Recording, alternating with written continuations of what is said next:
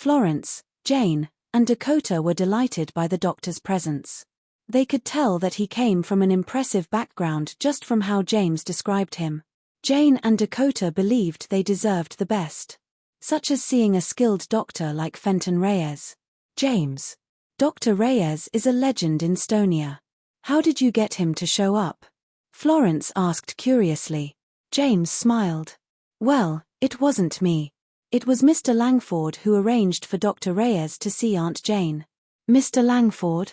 Florence's eyes lit up upon hearing the name. Louis Langford was an aristocrat from Stonia who wielded great wealth and influence. He was also well connected in the military and the government. More importantly, the Langford family was a close friend of the Nicholson family of Glenstead. Moreover, the Glenstead Nicholsons were greatly interested in an arranged marriage between Louis and Dahlia. In other words, if Dahlia was willing, she could marry into the wealthy Langford family in no time, elevating the entire family to greater height. That's very thoughtful of Mr. Langford. He immediately asked for a skilled doctor to see my mom after hearing about her sickness. This way, Dr. Reyes. Dakota led the old man to Jane's bed. He asked, "Where are you hurting?" "I have a headache. My head feels like it's splitting in half." Jane scrunched up her face. She seemed feeble and lifeless. "I'll take a look." The old man carefully placed his stethoscope on Jane. A few moments later, he replied, "There doesn't seem to be an issue. I assume you are just sleep-deprived and stressed out." With that, he took out a medicine bottle and poured 3 white pills. "Take 1 pill a day for 3 days, and you'll be fine." "Awesome. Thank you, Dr. Reyes." Jane was beyond joyful. Florence took the chance to suck up to the doctor. "You're indeed the legendary Dr. Reyes. You managed to cure an illness that has gotten many doctors in a bind." That Rhys guy was fear-mongering when he said my mom would cough up blood. His talking crap. A fake like him should be dealt with. Dakota said unhappily. "Right.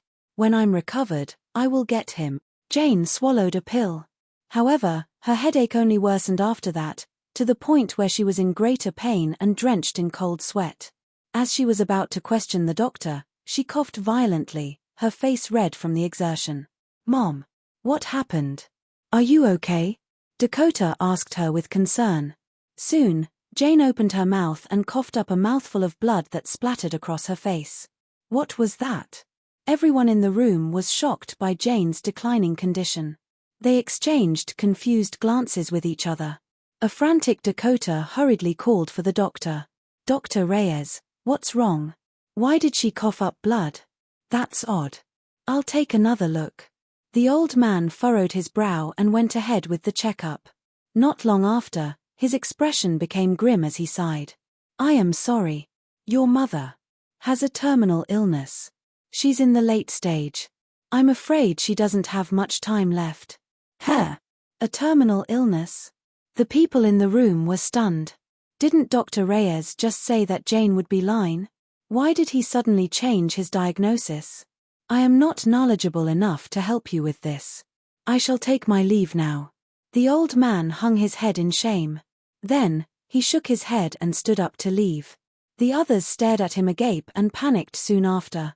Headaches on the first day, coughing up blood on the second day, and paralysis on the third day. Was that guy right? Jane mumbled to herself and suddenly broke into a scream. "Quick, get Dustin Rhys back here, now."